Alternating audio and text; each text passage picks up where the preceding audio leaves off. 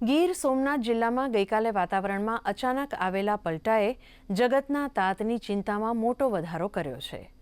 કોડીનાર અને સૂત્રાપાડા તાલુકાના ગ્રામ્ય વિસ્તારોમાં પવન સાથે કમોસમી વરસાદ થતાં રવિ પાકને ભારે નુકસાન પહોંચ્યું છે.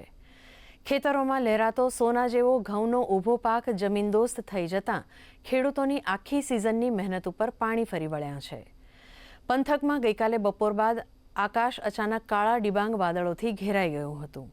પવન ફૂંકાવા સાથે વરસાદ તૂટી પડ્યો હતો અને ઊભા પાકને નુકસાન થતાં પશુ માટેના ઘાસચારાની સમસ્યા પણ સર્જાઈ શકે તેમ છે.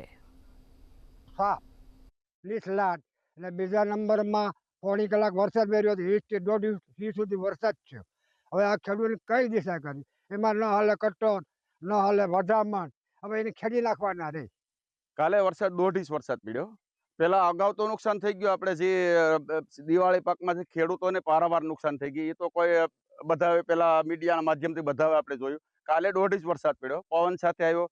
જે વરસાદ આખો જે રવિ પાક છે ઘઉંનું વાવેતરના મોટા પાયામાં બીજા પાકો છે, એને બહુ મોટું નુકસાન થઈ ગયું છે. હવે સરકાર શ્રી આમાં જો વધારે આમાં વિચારે તો સારું. કાલે 5:30 વાગે 1.5 ઇંચ જેટલો વરસાદ પડ્યો, એને કારણે ઘઉં બધા ઢળી ગયા છે અને કટર હાલે એવી પરિસ્થિતિ નથી. ખાતર મળતા નતા ટાણે અને મગફળીનો પાક આ પ્રમાણે નિષ્ફળ ગયો છે. ચણામાં પણ નુકસાની છે અત્યારે પૂરેપૂરી, અને ઘઉંમાં કટોળ હાલે એવી શક્યતા નથી.